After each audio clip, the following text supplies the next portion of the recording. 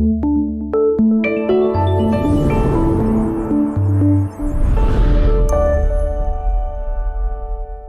sejahtera bagi kita semua, selamat pagi, kasih karunia Tuhan kita rasakan.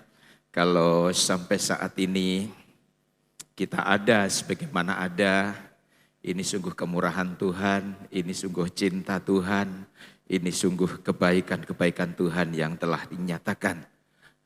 Tema khotbah pada saat ini sesuai dengan puji-pujian tadi, yaitu gereja di akhir zaman.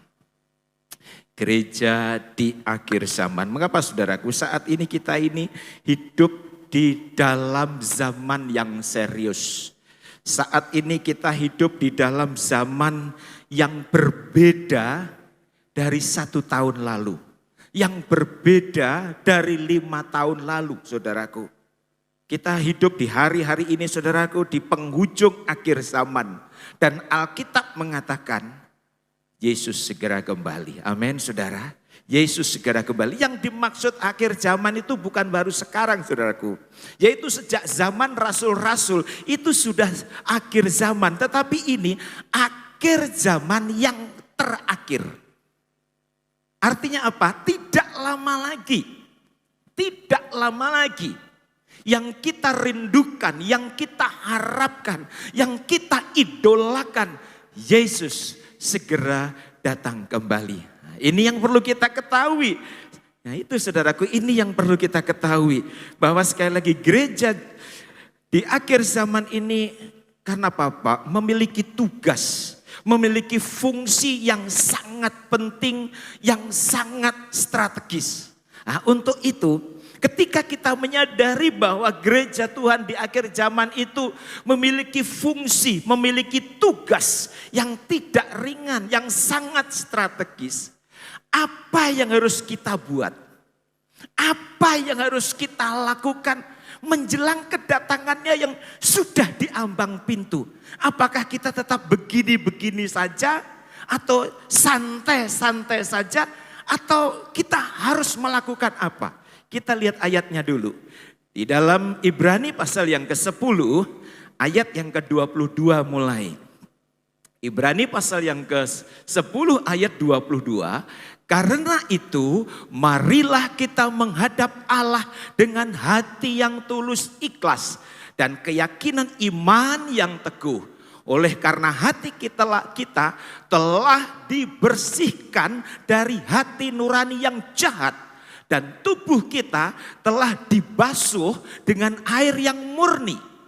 Marilah kita teguh berpegang pada pengakuan tentang pengharapan kita. Sebab ia yang menjanjikannya setia. Ayat 24. Dan marilah kita saling memperhatikan. Perhatikan ayat kalimat ini. Marilah kita saling memperhatikan supaya kita saling mendorong dalam kasih dan dalam pekerjaan baik. Ayat terakhir, janganlah kita menjauhkan diri dari pertemuan-pertemuan ibadah kita seperti dibiasakan oleh beberapa orang, tetapi marilah kita saling menasihati dan semakin giat melakukannya menjelang hari Tuhan yang mendekat. Puji Tuhan. Lewat ayat-ayat ini saudaraku, nanti kita angkat khususnya ayat yang ke-25.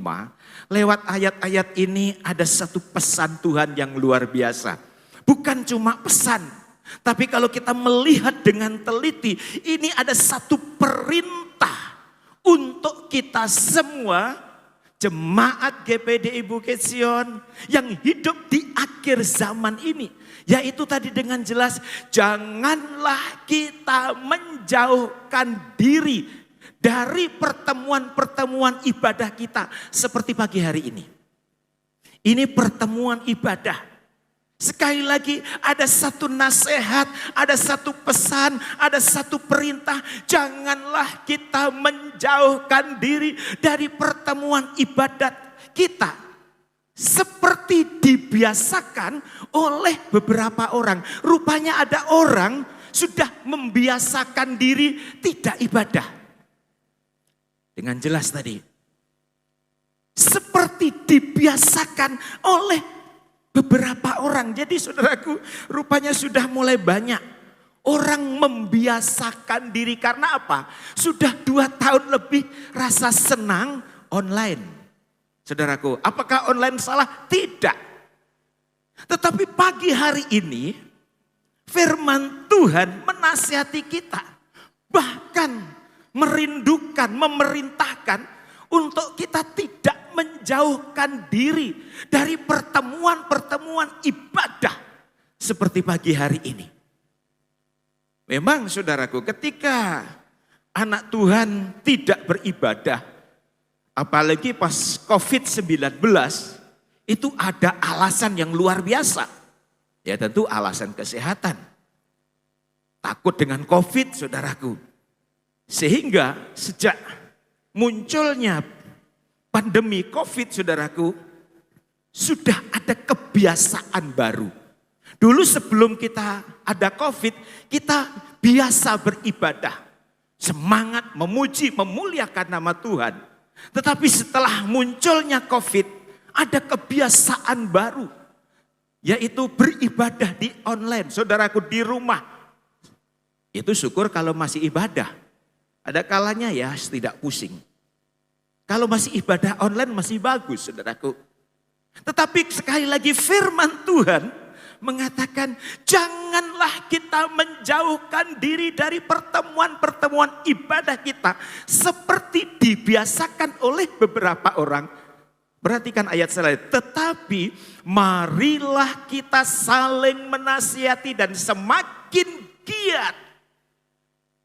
Firman Tuhan mendorong semakin giat melakukannya.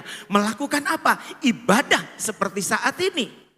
Mengapa firman Tuhan mendorong kita semakin giat, semakin serius ibadah seperti pagi hari ini? Firman Tuhan pun juga memberi alasan. Karena apa? Menjelang hari Tuhan sudah dekat. Amin, saudaraku. Menjelang hari Tuhan sudah dekat. Nah, untuk itu mari kita lebih sungguh-sungguh lagi. Jadi itulah sebabnya mengapa kita perlu ibadah seperti saat ini. Apa fungsinya gereja yang hidup di akhir zaman ini? Mengapa kita perlu beribadah? Tidak boleh menjauhkan diri. Karena apa, saudaraku? Kita ini sementara mempersiapkan diri untuk menyongsong kedatangan Tuhan. Jadi fungsi gereja, saudaraku, fungsi manfaat saudara beribadah seperti ini, saudara dengar firman, itu apa? Untuk mempersiapkan diri kita. Menyongsong kedatangan Tuhan yang sudah semakin dekat. Nah, ini yang perlu kita renungkan bersama, saudaraku. Sehingga ketika nanti Tuhan datang, kita tidak kaget. Tetapi sebelum saya melanjutkan ayat ini, saudaraku, apa yang dimaksud dengan hari Tuhan? Mungkin ada orang yang bilang, apa itu hari Tuhan? Mungkin dari antara saudara sudah paham itu hari Tuhan. Yang dimaksud hari Tuhan yaitu hari di mana Yesus datang kembali untuk menjemput kita. Ini yang dimaksud hari Tuhan. Hari di mana Yesus menjemput kita kembali. Seperti pujian tadi di awan-awan. Itulah sebabnya tadi pujian mengatakan ada pertemuan di udara, pertemuan yang manis. Saya rindu bertemu di sana. Nah, saudaraku. Jadi ketika Yesus nanti datang kembali menjemput kita, itulah sebabnya kita perlu dipersiapkan setiap saat mendengarkan firman. Amin, saudara. Kita perlu dipersiapkan, saudaraku. Dan saya rindu kita sebagai anak-anak Tuhan itu yang punya kualitas, yang memiliki harga. Memang Alkitab katakan Yesus datang seperti pencuri, itu memiliki beberapa makna, saudaraku. Artinya apa? Datang dengan tidak terduga-duga. Dan biasanya seorang pencuri itu tidak mungkin mengambil barang rongsokan. Tidak ada. Tidak mungkin pencuri mengambil sandal bekas, itu pencuri sudah terlalu susah, saudaraku. Pasti seorang pencuri akan mengambil barang-barang yang berharga, barang-barang yang bernilai tinggi. Kalau di situ ada emas, ambil, saudaraku. Tidak mungkin ada emas, ada tempat sampah yang diambil tempat sampah, itu tidak mungkin. Intinya pencuri akan mengambil barang yang berharga. Yesus datang seperti pencuri. Dia nanti akan mengangkat gerejanya yang berharga di hadapannya. Amin, saudara. Yesus akan datang untuk mengambil, untuk mengangkat saudara. Iman yang punya kualitas tinggi, rohani yang murni, saudaraku. Itulah sebabnya gereja Tuhan berfungsi menyiapkan kita. Agar kita semakin hari semakin bernilai di hadapan Tuhan. Agar kita semakin hari semakin berharga di hadapan Tuhan. Sehingga ketika Yesus datang, orang-orang yang nilainya tinggi, yang imannya tinggi, yang kualitasnya luar biasa, itulah nanti yang akan bertemu dengan Tuhan di awan-awan. Wow, saudaraku, luar biasa. Di dalam Tesalonika dikatakan, yang mati di dalam Tuhan dibangkitkan lebih dulu. Sedangkan yang hidup dirubah dalam tubuh kemuliaan, bertemu Tuhan di awan-awan. Mengapa ketemu Tuhan di awan-awan? Karena ketika Yesus datang kedua kali, kiamat, dunia hancur. Itulah ketemu di awan-awan, dunia direstorasi kembali, diperbaiki kembali, dan kita bisa hidup bersama Tuhan lagi. Nah, ayo, untuk itu periksa imanmu, periksa rohanimu. Apakah imanmu, rohanimu itu punya kualitas atau tidak, atau hanya sekedar ya iseng, yang penting masuk gereja. Firman Tuhan dengan jelas tadi mengatakan, hendaknya kita beribadah dengan hati nurani yang murni. Bukan hanya sekedar ibadah. Kalau orang yang hanya sekedar ibadah, saudaraku, pasti datang ke gereja hanya duduk, bukan dengar khotbah, tetapi mulai buka WA. Bahkan ada yang pesan online. Lagi di gereja pesan online. Itu apa artinya apa? Ibadah yang tidak tulus. Hanya tunjuk muka. Saya yakin di sini tidak ada. Amin, saudara. Tapi di Labuan Bajo banyak. Nah, ayo saudaraku. Jadi inilah fungsi daripada gereja. Yaitu mempersiapkan hidup kita untuk menyongsong Tuhan datang kembali. Menyongsong dia. Oh, ini yang menjadi harapan kita, saudaraku. Kenapa gereja perlu dijemput, saudaraku? Kenapa gereja perlu dijemput? Pernah saya katakan dari tempat ini. Karena apa? Dunia ini bukan tujuan akhir kita. Ingat jemaat? Dunia ini bukan tujuan akhir kita. Pernah saya katakan dunia ini hanya tempat transit, saudara. Tujuan akhir kita surga. Amin, saudara. Untuk itu jangan berbangga, jangan berpuas diri. Waktu kita habiskan di dunia tanpa memikirkan sedikit pun perkara-perkara rohani. Tanpa memikirkan sedikit pun tentang surga. Ingat, dunia ini hanya tempat transit. Ini yang perlu saudara. Kalau saudara mungkin mau ke Manado atau mau kemana ya. Kalau seandainya naik kapal. Sebelum turun pasti mu'alim 1 atau mu'alim 2 tentu bukan ABK. Atau yang punya tugas. Kita akan singgah di pelabuhan ini. 1 jam. Silahkan saudara turun. Tapi ingat, ini bukan tujuan akhir. Selama saudara turun, cari bekal baik-baik. Mungkin saudara perlu makanan yang berbeda dengan makanan di kapal. Turun. Tapi ingat saudaraku, pelabuhan itu hanya tempat transit. Setelah saudara beli sate, beli daging, atau beli buah, mungkin saudara akan naik lagi. Kalau saudara sudah, saya rasanya di pelabuhan ini aku rasa senang, tidak mau naik lagi, saudara akan ketinggalan. Saudaraku, dunia ini hanya tempat transit sementara. Tujuan akhir kita surga. Amin, saudara. Tujuan akhir kita ini yaitu surga. Jadi saudaraku, sekali lagi, jangan kita anggap bahwa dunia ini sudah permanen. Ingat, Alkitab katakan sama dengan tubuh itu hanya kemah, tenda. Saudara tahu tenda itu siap dipasang, siap dibongkar. Jadi dunia ini bukan tempat permanen kita. Nah, untuk itu mari kita perlu mempersiapkan diri. Perlu mempersiapkan diri. Nah, sekarang kita akan lihat apa tanda-tandanya. Apa tanda-tandanya sebelum Yesus datang kembali. Kita lihat ayatnya. Di dalam 2 Tesalonika pasal 2. Ayat yang pertama mulai. 2 Tesalonika pasal kedua ayat yang pertama. Tentang kedatangan Tuhan kita Yesus Kristus. Dan terhimpunnya kita dengan Dia. Perhatikan. Terhimpunnya saudara dan saya.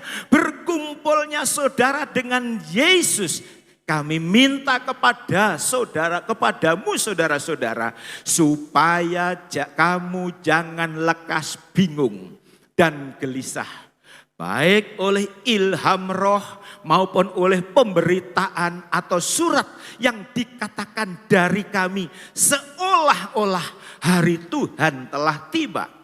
Janganlah kamu memberi dirimu disesatkan orang dengan cara yang bagaimanapun juga. Sebab sebelum hari itu haruslah datang dahulu murtad.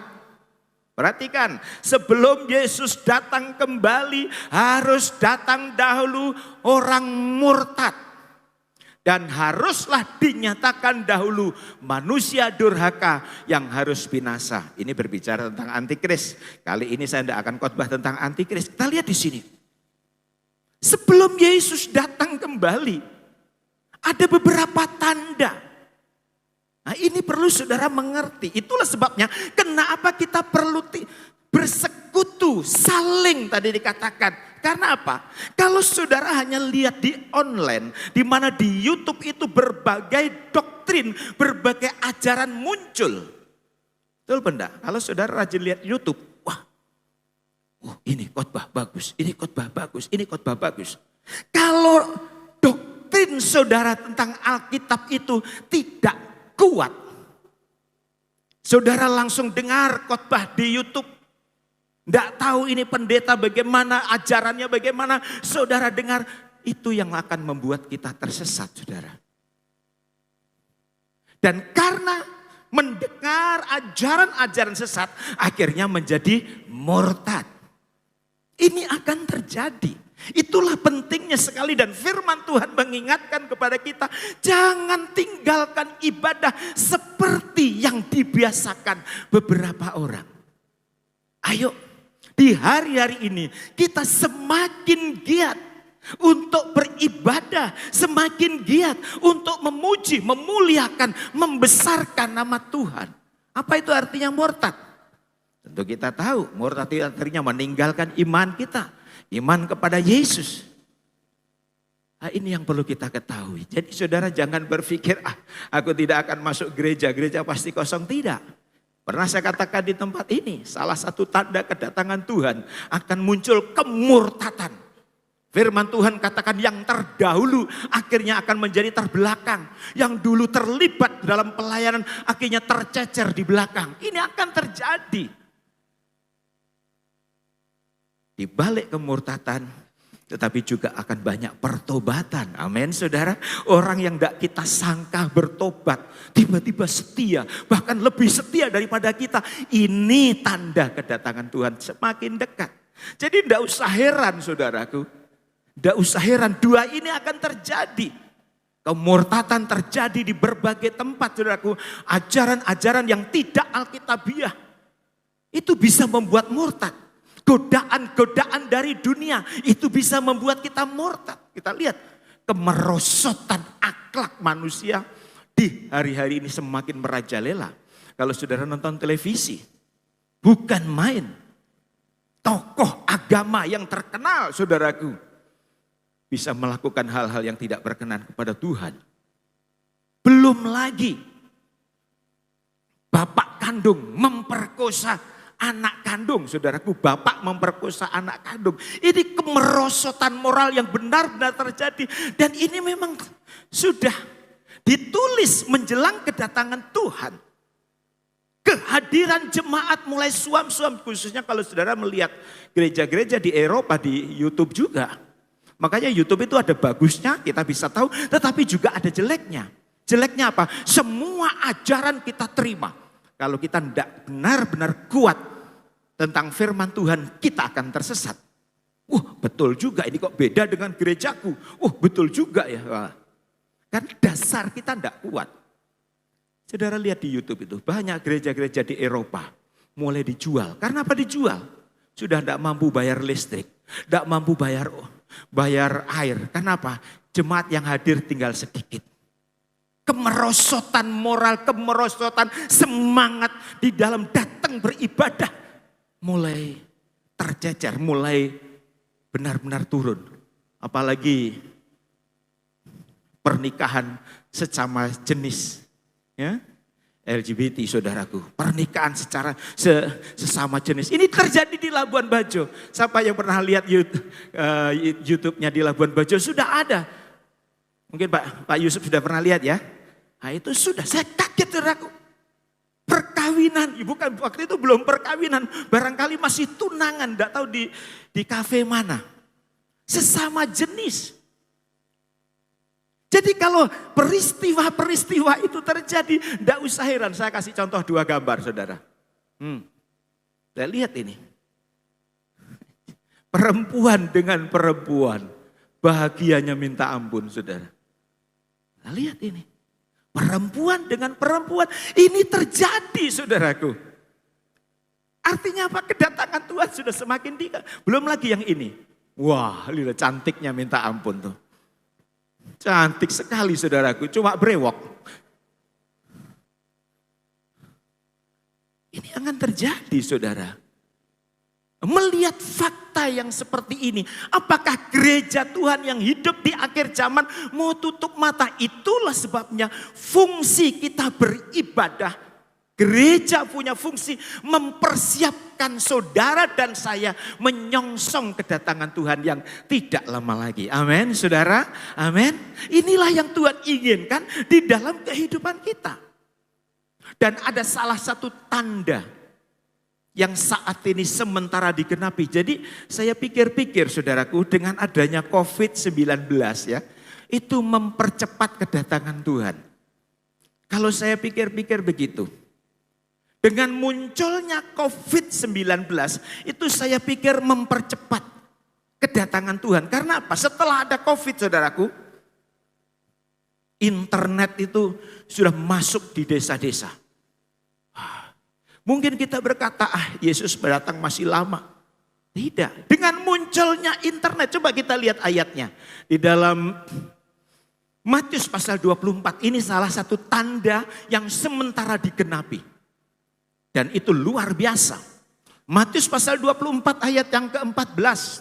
Dan Injil kerajaan ini akan diberitakan di seluruh dunia menjadi kesaksian bagi semua bangsa. Sesudah itu barulah tiba kesudahannya.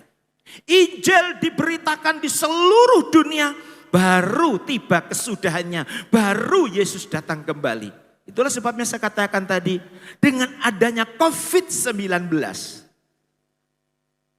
orang tidak beribadah lalu di online saudaraku karena di internet. Mungkin saudara berkata, Om, di desa itu belum ada, belum bisa masuk. Di kampung sana itu, di pedalaman sana itu, Om, belum ada penyampaian firman atau Tuhan. Tetapi dengan internet masuk di kampung, masuk di pedalaman saudaraku. Kita lihat mereka sudah pada lihat YouTube. Mungkin yang lain lihat yang lain, tetapi yang jelas firman Tuhan disampaikan lewat YouTube.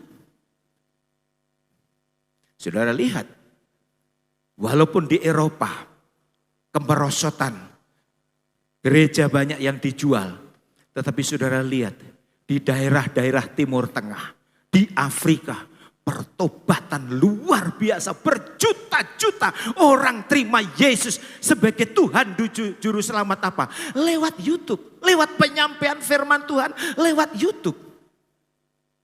Kita lihat di sini, begitu luar biasa. Artinya apa saudaraku? Firman Tuhan mulai digenapi. Tetapi juga ada orang yang apatis. Pak Ode Pendeta, saya sudah dengar khotbah tentang akhir zaman itu 5 tahun lalu Pak. Toh Tuhan juga belum datang. Saya dengar khotbah tentang akhir zaman itu 10 tahun lalu, 20 tahun lalu, 30 tahun lalu saya sudah dengar. Toh sampai sekarang juga belum datang. Ini yang bahaya. Saudaraku, sehingga karena sudah apatis saudaraku, sudah santai saja. Toh ini juga seperti ini juga kami sudah saya dengar. Saya mau kasih tahu hati-hati. Hati-hati. Alkitab tadi katakan Yesus datang pada saat kita tidak sangka. Yesus datang pada saat kita tidak kita duga. Baik secara global maupun perorangan. Tiba-tiba malam nanti kita dipanggil mau apa saudaraku? Untuk itu mari kita perlu mempersiapkan diri sebelum kita bertemu dengan Tuhan di awan-awan. Amin saudara. Kalau saudara ketinggalan pesawat masih tidak apa-apa. Walaupun mungkin rugi. Kalau saudara ketinggalan naik kapal atau kereta api kalau di Jawa tidak pusing. Saudara bisa beli tiket di jam setelahnya. Atau beli tiket untuk besok tidak apa-apa. Tetapi kalau sampai saudara ketinggalan. Yang lain semua pergi saudara di rumah saja. Tidak kemana-mana, kasihan. Kalau yang lain sudah disingkirkan, lalu saudara diam-diam. Dulu kan pernah saya kasih videonya ya. Di dalam satu gereja sementara ibadah, tiba-tiba pendetanya hilang. Tiba-tiba ada suami hilang. Tiba-tiba ada istri hilang. Yang lain kaget, mereka menangis. Saudaraku, biar kita menangis mencucurkan air mata darah. Tidak ada kesempatan kedua. Kalau naik ke pesawat masih ada kesempatan. Oh nanti naik besok atau lusa. Atau jam sebentar. Begitu juga dengan naik kapal. Tapi tentang Tuhan mengangkat saudaraku. Tidak ada kesempatan kedua. Seperti 5 anak darah yang bodoh. Saudaraku, tidak ada kesempatan Tuhan. Bukakan pintu Tuhan. Apa jawaban dari dalam? Aku tidak mengenal engkau. Hai si pembuat kejahatan. Aduh kasihan saudaraku. Itulah sebabnya sekali lagi fungsi kita gereja. Itu mempersiapkan diri saudaraku. Alkitab dengan jelas tadi mengatakan kita saling menasihati. Ketika kita berkumpul seperti ini saudaraku. Apalagi kita tadi saat memuji Tuhan. Pak Beni langsung memuji Tuhan dengan semua. Kita di bawah sudah diberkati Tuhan. Tetapi kalau kita sendiri di rumah saudaraku. Siapa yang mau memberkati kita? Itulah sebabnya ketika kita kumpul seperti di sini. Kita bisa memuji Tuhan. Kita saling mendoakan. Bahkan saya melihat kehadiran saudara saja. Itu membuat saya semangat. Apalagi kalau saudara mendengarkan khotbah seperti saat ini. Begitu antusias. Saya begitu semangat. Itulah yang namanya saling. Dan itu terjadi ketika kita bersekutu di dalam Tuhan, di dalam gereja seperti saat ini. Sekali lagi online tidak salah. Tetapi saudaraku ketika kita berkumpul seperti ini. Wow itu enak. Saya melihat wajahnya si A, aduh itu sudah merasa terhibur. Itu tanpa kita sadari sudah memberkati orang lain saudara. Amin saudara. Nah inilah yang dimaksudkan kenapa kita perlu bersekutu, tidak meninggalkan ibadah. Itu alasannya saudara. Nah kita akan lihat saudaraku. Sebagai gereja Tuhan yang hidup di akhir zaman. Apa yang harus kita lakukan? Apa yang harus kita lakukan? Kita kembali lihat di dalam Ibrani tadi. Apa yang harus kita lakukan? Sebagai gereja yang hidup di akhir zaman. mendekat kepada Allah. Mendekat kepada Allah. Kita lihat ayatnya. Ibrani pasal 10 ayat yang kita sudah baca tadi, ayat 22. Karena itu, marilah kita menghadap Allah dengan hati yang tulus ikhlas. Menghadap, saudaraku, bahasa yang lainnya mendekat, saudara. Mendekat kepada Allah dengan hati yang tulus ikhlas. Seperti tadi katakan, kita datang ke gereja itu tulus, memang ingin memuji Tuhan, ingin menyembah Tuhan, ingin memuliakan nama Tuhan. Itu namanya tulus ikhlas, fokusnya kepada Tuhan. Orang kalau tidak tulus ikhlas, seperti tadi saya katakan, datang ke gereja tetapi pikirannya masih terus bermain, ya WA-WA-an dengan yang lain. Kenapa? Tidak tulus. Tidak tulus. Karena itu marilah kita menghadap Allah dengan hati yang tulus. Jadi mendekat kepada Allah. Semakin hari semakin dekat, semakin hari semakin lengket dengan Allah. Ini tujuan Tuhan. Kalau saudara membaca di dalam Injil Yohanes, Yesus bilang, akulah pokok anggur dan kamulah carang-carangnya. Carang, saudaraku, kalau tidak melekat kepada pokok anggur, lama-lama akan kering. Jangan bermimpi berbuah. Jangan bermimpi untuk berbuah. Hidup saja tidak bisa. Anak Tuhan yang kalau jauh daripada Tuhan, tidak melekat hidupnya dengan Tuhan sebagai pokok anggur, lama-lama rohaninya akan kering. Dan inilah orang-orang seperti inilah yang akan disesatkan dengan ajaran-ajaran. Ayo, di hari-hari ini, kita semakin mendekat kepada Allah. Mendekat kepada Allah ada begitu banyak cara. Bagaimana caranya kita bisa mendekat kepada Allah itu banyak sekali, saudara. Saudara di rumah baca firman. Saudara memuji-muji Tuhan.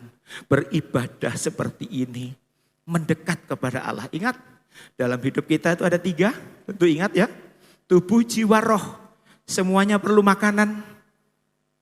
Tubuh makanannya apa? Nasi, minum, itu makanannya tubuh. Kalau kita tidak makan nasi, tidak makan roti dan sebagainya, tidak minum, kita akan lemah, saudaraku. Puasa itu pasti lemah, saudara. Kalau masih 1 hari tidak apa-apa. Kalau sudah lewat dari 3 hari, itu bisa lemah. Tapi setelah kita makan nasi, minum air, kita kuat. Itu keperluan tubuh kita. Jiwa juga perlu makan, saudaraku. Roh juga perlu makan. Jiwa makanannya apa? Kita nonton, kita rekreasi, kita berenang. Olahraga. Itu makannya jiwa, saudaraku. Sehingga kita kalau baru berenang rasa segar. Jiwa kita segar. Baru nonton kita segar. Baru olahraga kita segar. Santai itu membuat kita segar. Itu makanannya jiwa. Jarang orang kalau baru rekreasi lalu murung stres itu jarang. Jarang, mungkin ada tapi jarang. Karena apa? Jiwanya segar. Begitu juga dengan roh. Roh pun juga perlu dikasih makan. Apa makanannya? Seperti saudara pagi hari ini berkumpul dengan saudara seiman, memuji Tuhan, mendengarkan firman Tuhan. Amin, saudara. Ini makanannya roh. Roh tidak bisa dikasih makan dengan ayam goreng, tidak bisa. Makanannya roh, yaitu baca firman, memuji Tuhan, mendengarkan firman. Dan inilah yang Tuhan inginkan, sehingga kita semakin hari semakin leket. Saya mau kasih tahu. Tidak mungkin kita mengeluarkan buah kalau kita tidak nempel, tidak lekat dengan pokok anggur itu, yaitu Yesus. Ayo di hari-hari ini Alkitab tadi katakan semakin mendekatlah menjelang kedatangannya. Semakin mendekatlah menjelang kedatangan Tuhan. Karena apa? Kalau saudara membaca di dalam kitab Amos, saudara ya. Di dalam kitab Amos, saudara. Di dalam kitab Amos pasal 8, ayat yang ke-11 mulai. Sesungguhnya waktu akan datang, demikianlah firman Tuhan Allah. Aku akan mengirimkan kelaparan ke negeri ini. Bukan kelaparan akan makanan dan bukan kehausan akan air. Melainkan akan mendengarkan firman Tuhan. Ayat 12. Mereka akan mengembara dari laut ke laut dan menjelajah dari utara ke timur untuk mencari firman Tuhan. Tetapi tidak mendapatkannya. Ini akan terjadi saudaraku. Ini firman. Nubuatan dari Amos. Satu saat kita akan muncul kelaparan, lapar bukan soal makanan. Akan banyak orang kehausan, haus bukan soal minuman. Tetapi lapar dan haus akan firman. Karena lapar dan haus, mereka cari firman. Di mana ada tempat ibadah, di mana ada gereja, di mana kami bisa mendengarkan firman Tuhan. Mereka beredar di berbagai tempat, tetapi tidak ada pemberitaan firman. Itu akan terjadi, saudara. Saudara yakin ini akan terjadi? Saudara yakin? Masih belum yakin? Tidak apa-apa. Saya doakan lain kali yakin. Ini akan terjadi saudaraku. Karena yang ngomong ini firman. Firman itu ya dan amin. Dan Alkitab katakan aku tidak akan datang sebelum semua itu digenapi. Untuk itu selagi kita masih ada kesempatan. Selagi kita masih ada kesempatan. Ayo kita datang kepada Tuhan. Bersekutu seperti saat ini. Karena apa? Dalam persekutuan seperti saat ini, dalam ibadah seperti saat ini, kita saling mendoakan, saling menasihati, saling memberkati. Sekali lagi berkat bukan hanya berbentuk uang. Ayo kita persiapkan hidup kita di hari-hari ini. Menyambut kedatangan Tuhan yang semakin dekat. Tuhan Yesus memberkati, silahkan pemain musik. Haleluya. Sementara kita menyanyikan satu pujian. Bila hati terasa berat, saudara renungkan firman Tuhan. Bagaimana kesiapan saudara dalam menyongsong kedatangan Tuhan kembali. Ayo, kalau saudara selama ini kehadiran saudara, kedatangan saudara tidak segenap hati, tidak sepenuh hati. Alkitab tadi katakan tidak setulus hati. Kita perbaiki lewat firman Tuhan ini. Izinkan firman Tuhan mengingatkan kita, memperbaiki hidup kita sehingga hidup kita semakin hari semakin indah. Tuhan Yesus memberkati kita semua. Amin saudara.